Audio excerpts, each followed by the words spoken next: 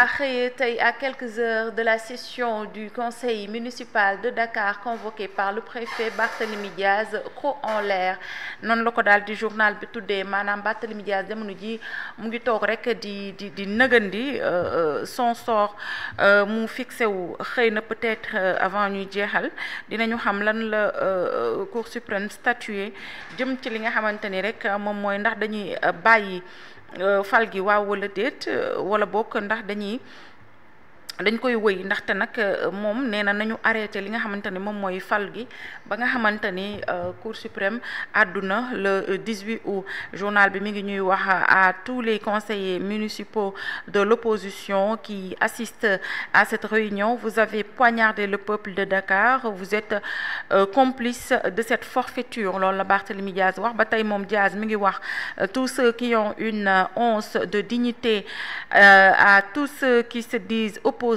je dis qu'on ne peut pas être opposant le jour et la nuit se métamorphoser pour être autre chose. Ba léegi Diaz fils mi ngi wax on a patienté pendant 8 mois par le biais d'un maire intérimaire.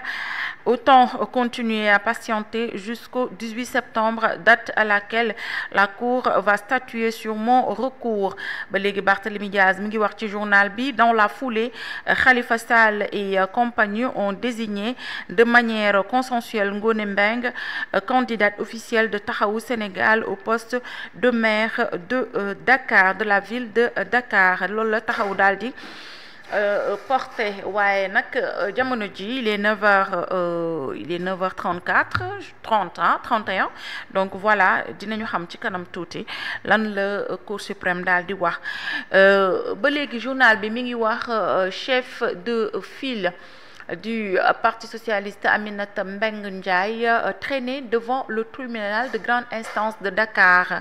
mu ngi noonu grief porté contre elle li nga xamante ni loolu la ñu koy toppee moom Aminata Mbengue Ndiaye. La patronne du PS est traînée devant les tribunaux pour la prolongation illégale de l'intérim qu'elle assure en violation de l'article 25 et 30. Journal bi mi ngi ñuy xamal ni des statuts, la non-convocation du comité central depuis plusieurs années, la confiscation des pouvoirs par le secrétariat exécutif national.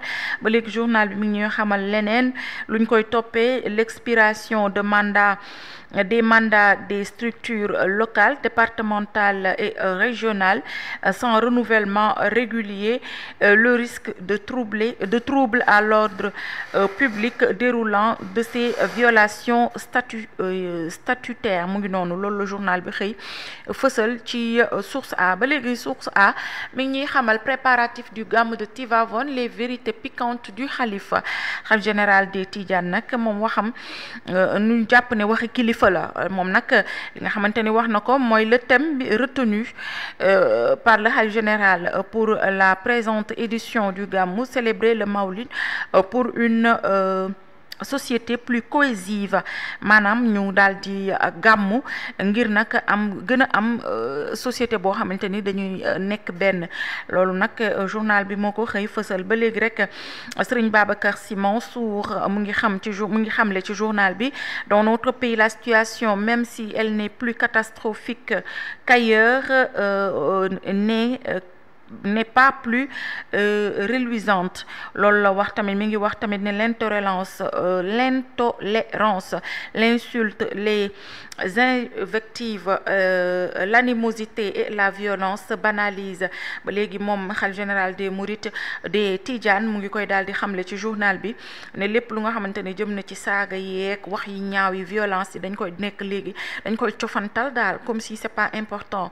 C'est pourquoi il en appelle au sens des responsabilités, à la tempérance des hommes politiques pour davantage pacifier le champ politique et la réconciliation des cœurs et des esprits des citoyens à quelque bord qu'ils se situent ba léegi mu ngi wax ni politique yi lay woo rek surtout responsable yi ñu gën a am li nga xamante ni rek moom mooy ñu gën a jëmmal réconciliation des cœurs maanaam boole xol yi jëm ci ñi nga xamante ni ñoom ñooy askan wi ba léegi Serigne Mbaye Sy Mansour mi ngi wax à l'attention des pèlerins le khalife prévient contre les excès sañse yeeg seen wanek alal yeeg seen yooyee na ngeen ko tënk fa ngeen ne waaye bu loolu dugg biir Tiwaawoon xalif bi mi ngi koy wax ci journal bi.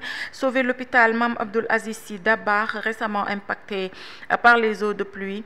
l'AGEROUTE invité à réhabiliter les routes entre autres doléances de la cellule Zawiya Tidjaniya mu ngi noonu donc ñu déggandoo ko noonu le khalife a parlé wax na ci li nga xamante ni rek moom mooy ni ñu réew mi tëggoo jamono ji mooy wax yu ñaaw yeeg saaga yeeg nga xam ne dañ koy cofantal loolu nag woo na ci autorité yi ngir ñu dox ci li nga xamante ne mooy jëmmal jàmm surtout boole xol yi moom ba léegi Serigne Mbaye Sy Mansour mu ngi xamle rek ni lépp lu nga xamante ni jëm na ci ay mumbaay ak ay ku ne di wane sa dooleeg say yëf loolu na yem fa ngeen dëkk waaye bu mu dugg biir Tiwaawoon te ku ñëwit Tiwaawoon na nga xam ne mawlid moo la indi daal di màggal guddik Seydina Muhammad sallallahu alayhi wa sallam moom xalif général des Tidianes lii la dénk journal bi di Source A ñu déggee ko noonu ndigal nag topp dong moom moo ci mën a topp aywa ñu ñëw ci li nga xamante ni moom la journal bi xëy wax ba tey mu ngi wax rek le Sénégal a enregistré son premier cas ñu koy wax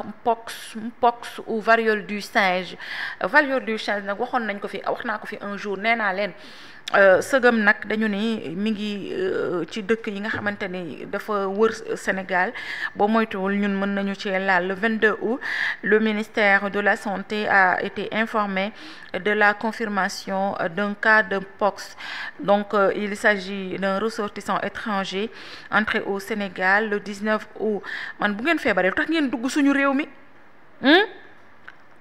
le mpox ou variole séminente est une zénose, maladie transmise de l'animal à l'homme, virale, contagieuse, parfois mortelle. muy noonu dafa mel ni comme waga rek mais comme waga boo xam ni dafa mel ni lu yàgg ci yaram moom su la dalee day mel ni waga bu yàgg ci yaram noonu la lay def waga chronique noonu la lay def da lay sonal lool sa yaram bi di am ay picc et cetera dina am un jour boo xam ne dinañ si ñëw plus amplement pour participer ñun itam ci li nga xamante ni moom mooy sensibilisation bi il se transmet de l'animal à l'homme et entre les hommes maanaam jur gi ñoom mën nañ ko wàll nit yi waaye nit ak nit mën nañ ko wàllante te dafa gaaw a wàll nag comme wagani mel rek après une période d'incubation de 5 à 21 jours selon le mode de contamination la maladie loolu la wax moom journal bi mu ni la maladie waaye gisuma foofu jéego dimbali ma chez l'homme voilà se manifeste chez l'homme mu ngi noonu donc merci beaucoup jéego ayca ñu ñëw si beneen yéenekaay ginnaaw Source A ni mu xëyee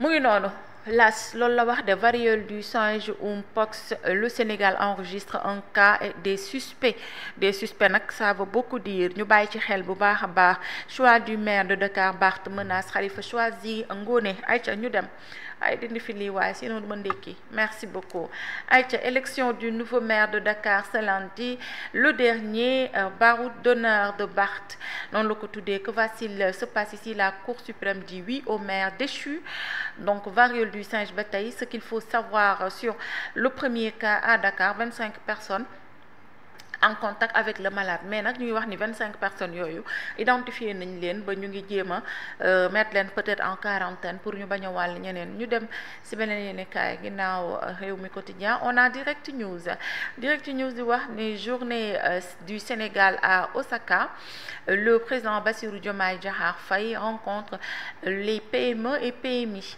loolu la xëy wax moom mairie de Dakar élection ce lundi Khalifa Sall a-t-il lâché Barth date? C'est la question que se pose Direct News, parce que le report de l'élection municipale destinée à remplacer le maire de Dakar, initialement fixé ce lundi à 10 heures, a été discuté pendant plusieurs heures entre le camp de Khalifa et celui de Taxawu.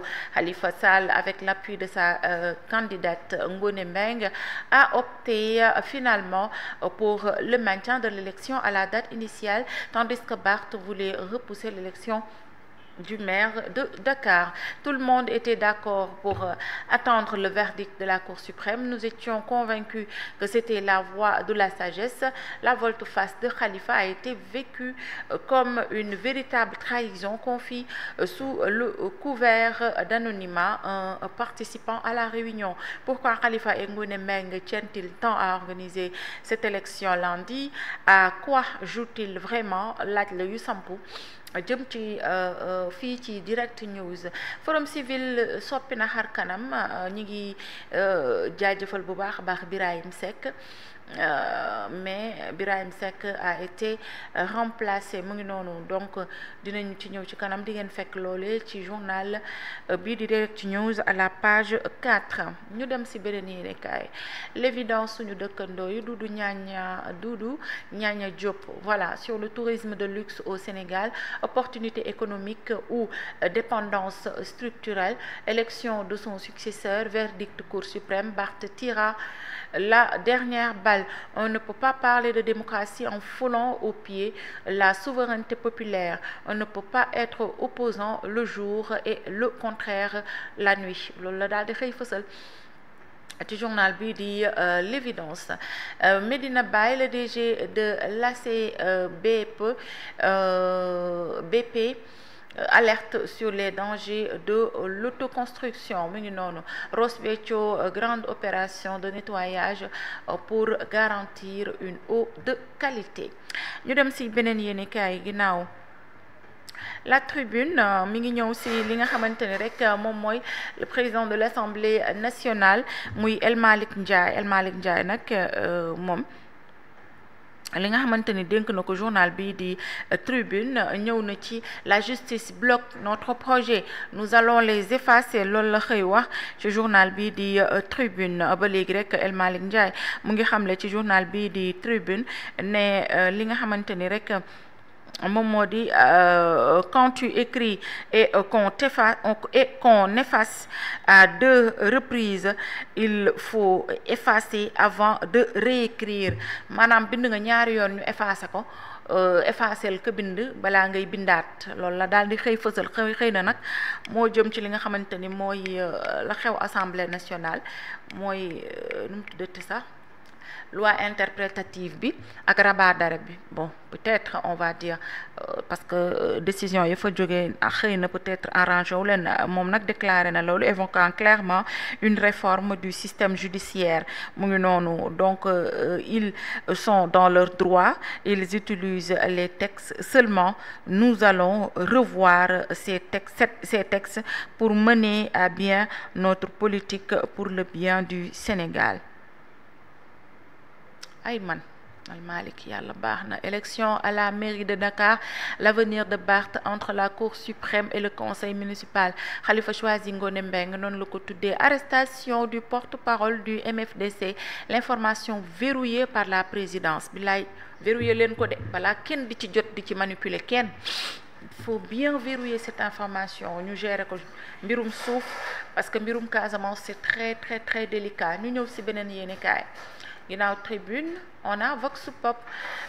Élection aujourd'hui d'un nouveau maire de la capitale, lundi de vérité pour la ville de Dakar. noonu la ko tuddee. Barth appel au boycott et en attendant le verdict de la Cour suprême. loolu la xëy fësal ba léegi journal bi. Sortie du président de l'Assemblée nationale consacrée à l'actualité au Parlement. El Malick Ndiaye dans les habits de médiateur, rassembleur et d'équilibriste selon un spécialiste de la com. Tivaouane banni les Mumbai, donc ni excès ni extravagance ni mondanité ni parade. yéen a ko déggandoo. Serigne Mbaye Sy Mansour est très clair ci loolu. amul Mumbai, amul seen yi ngeen di def noonu takku ba mel ne naana, yooyu yëpp wax na ko daal. yonent bi ñu yóbbu nañ dem ñu sargal ko ñibbi amul ku nekk di wane sa doole maa fi gën a cher chez toi rek sama parure moo gën a cher wala moo gën a baax n'est-ce pas loolu la sëriñ bi wax ndigal topp soutien à la Palestine, Dakar marche contre le génocide à Gaza mi ngi noonu donc variole du singe au Sénégal un cas de pox détecté à Dakar 25 cas contacts recensés et suivis il s'agit d'un étranger entré dans le pays le 19 août laat leen ko lan la fi wut si parce que xamul woon ni bi mu fiy ñëw xamul woon ni dafa feebar yooyu yëpp nañ ko laaj parce que ñoo koy tey ñu dem ci beneen yéenekaay ginnaaw Vox Pop on a les échos voilà les échos nag moom itam dafa xëy ci li nga xamante ni rek moom moo di mafia du sexe à Kédougou une Nigérienne contrainte par sa compatriote à se prostituer pour rembourser son voyage yow ay samba élection du maire de Dakar Macky Sall ne s'est pas impliqué un seul instant dans la joute Macky kay nee nañ ñu keccat leen ko ci ba mu set ci seen mbirum coowal mairie ayca ginnaaw Vox Pop on a les échos ayca ñu des ci les échos non on reste ñu des ci les échos je pensais que voilà suicide à Thiaroye Gare un homme se tranche la gorge avec un couteau il veut mettre fin à ses récurrentes céphalées aiguës maanaam moom daanaka sibiru gu chronique gu métti moo ko daal sa deuxième femme sa belle-sœur et son père adoptif confirme que moom nag sibiru boobu moom daal xam naa ni chronique dina xam nga yenn saa yi am na feebar yu chronique yoo xam mën na la yóbbee ci ngay délirer wala mu yóbbee la ci loo xam ni mooy loolu après di ngeen ko fekk ci page 3 wu journal bi élection du nouveau maire de Dakar cacophonie dans l'opposition Abbas Fall prêt et déterminé Barth refuse de participer à la mascarade et averti Khalifa Sall et compagnie choisissent Ngoné Mbengue Abbas Fall prise dans l'opposition dit être prêt à démissionner du gouvernement dès son élection le verdict très attendu de la Cour suprême 9 heures passé na de fu Cour suprême toll ñu ñëw ci beneen yéenekaay ginnaaw les échos on a l'observateur moom nag ñëw na ci record historique de l'afrobasket Jean-Jacques Boissy à jamais dans l'histoire vraiment il a été jàmbaar ju mag la waaw il a été excellent 40 points et médaillé de bronze pour le Sénégal waaw mais nag ma xamal leen ni Mali yéen a ko mënoon de parce que dañu ne bëreet rek ngeen jiitu leen yéen a mënoon Mali man j'ai pas compris daal yàlla baax na forfaiture ou mais en tout cas félicitations troisième place c'est pas mal forfaiture ou légalité la bataille pour la mairie de Dakar explose Barth monte au créneau la Cour suprême en alerte polémique tension et avertissement avant l'élection loolu la xëy fësal journal ba tey mu ngi wax arrêté le 20 août à Boulom le film de la traque de Hamidou Djiba dans le secret d'une opération commando menée au cordeau par la section de recherche de Ziguinchor un repérage minutieux à Djibok une interception planifiée avec tact et une embuscade au poste de Boulom à la frontière avec la Guinée-Bissau à moto le porte-parole du MFDC Mangoukourouou est suivi comme une ombre avant d'être cerné sans résistance. La perquisition à son domicile révèle des pièces compromettantes renforçant l'importance de l'opération. Dans la nuit du 20 au 21 août, Hamidou Djiba est acheminé vers Dakar sous haute sécurité puis placé en garde à vue à la section de recherche de Dakar pour les besoins de l'enquête. Xam nga section de recherche duñ fa yóbbu n'importe qui kon lu tax ñu yóbbu woon ñu fa Samuel yàlla baax na en tout cas daal verrouillé nañ ko xam nga boo lire journal bi sax mi ngi ci page 5 ñi ngi wax topp gi perquisition bi nga xam ne moo am ca këram dafa révéler rek ay mbir yoo xamante ni dafa xaw a compromettante par rapport ak li gën a tax ñu renforcer opération boobu maanaam këram fekk nañ fa yoo xam ni daal tax na ñoom ñu jàpp ni li nga xamante ni moom la ñuy gën a def mooy fexe ba nga xamante ni moom mi nga xamante ni moom mooy l'intéressé ñu daal di koy teg loxo dañu verrouiller carrément cette information mi ngi noonu donc ba léegi journal bi mi ngi xamle entre inondation et risque de crue le pays face aux pluies record 278 millimètres en Pâques avec en une seule journée un nouveau pic prévu ces prochains jours selon la météo. Pox au Sénégal, tout ce que l'on sait sur le premier patient et son pays d'origine, le malade isolé, 25 cas contacts sur surveillance. mu ngi noonu suicide brisé par la maladie, un homme se tranche la gorge à Thiaroye pour abréger ses souffrances. Yàlla na ko yàlla yërëm ayca ñu dem ci beneen yéenekaay. On a Yoor de Abdou Nguer, scandale dans les jeux en ligne. La CENTIF épingle mais Trust et Affitect à la LONASE saisissent la justice. mi ngi noonu loolu la Yoor xëye Yoor yii nii Libé ñoo ko daan def ayo ñu dem ci beneen yéenekaay. On a Walf Quotidien, variole du singe, déjà 25 cas contacts suivis. Journal bi ngi wax tamit élection du maire wala bokk de la mairie de la ville de Dakar. Taxaw divisé Pastef à l'affût ne moom Pastef dañoo taxaw mi ngi noonu les mises en garde de Barth di ngeen ko fekk ci page 3 et 4 du journal. Bakary Sega Bathily, directeur général de l'APIX, le Sénégal est en train de diversifier ses partenariats loolu la daal di xëy fësal ci journal bi aywa ñu ñëw ci beneen yéenekaay ginnaaw Walf Quotidien. On a Sud Quotidien mi ngi ñëw ci élection du nouveau maire de la ville de Dakar ce lundi 25 août. Entre incertitude et éclatement de Taxawu, Barthélémy Diaz avertit ceux qui seront à la mairie pour une élection sont dans l'illégalité. Khalifa Sall et Taxawu Sénégal officialisent le choix de Ngoné Mbengue, le juge des référés en audience sur la requête de suspension du scrutin. ñu ngi taxaw ba léegi di xaar li nga xamante ni rek moom moo di cour bi lan lay statuer jëm ci élection bi leen ndax dañ koy dàqandi wala ndax dañuy xaar ba le 18 ñu xam ci nu baax di mujjee. Une levée de fonds pour Sauvons Sud, notre quotidien loolu la xëy wallaay du yéen rek ñun ñi bëgg nañoo bind Sauvons Source A bi ñoo bindul rek de jéego ñun ñi ñu ngi bëgg a bind Sauvons Actu Sen bi dañoo bindul rek de ay sonn nañ de ñu dem ci beneen yéenekaay. Le quotidien de Madiambal Diagne, succession à la mairie de Dakar, Khalifa Barth, la guerre froide. ñoom nag seen xeex bu civilisé la xeex bu simple lañ ko def bu civilisé xeex bu sedd guy. Leur divergence sur le maintien de l'élection ce matin. Barth, je ne peux pas saisir la justice et parler de candidature. Entre la Cour suprême et la mairie, lundi de Diaz à Dakar. Fi mu ne nii day ñëpp ñi ngi seen xel yi ñi ngi ci mu ngi noonu. Crise à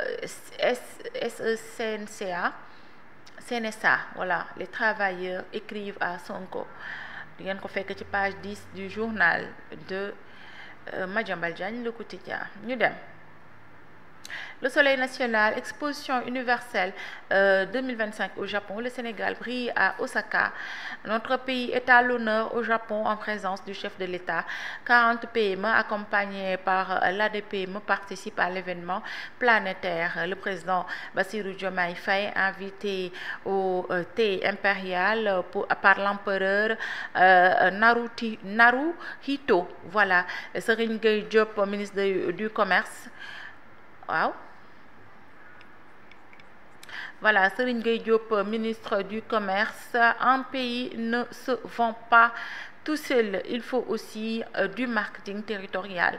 mi ngi noonu macha allah Sénégal la ngay briller ca Osaka en présence du président de la République Bassirou Diomaye Faye Kor Marie Khone Faye. ñu dem ci beneen yéenekaay.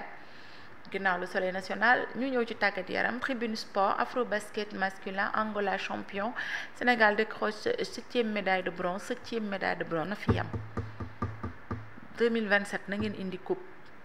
Arabie Saoudite Al Ahli et d'Edouard Mendy remporte la super coupe aywa ñu ñëw ci beneen yéenekaay record mi ngi xamal moom ni CHAN Ouganda Sénégal 1-0 sénégalais yi ñoo am 1 les Lions attendent le Maroc ci CHAN bi loolu la ko journal bi daal di xëy tuddee mi ngi noonu donc merci beaucoup Aladji. Très bien jërëjëf merci beaucoup Diego lii moo nekk li nga xamante ni rek moom moo di li ñu mën a jàpp ci ni journaux yi xëyee tey jii aywa on enchaîne avec la dernière partie de cette émission. Kusamba mrela kimbiti falamba mye fanani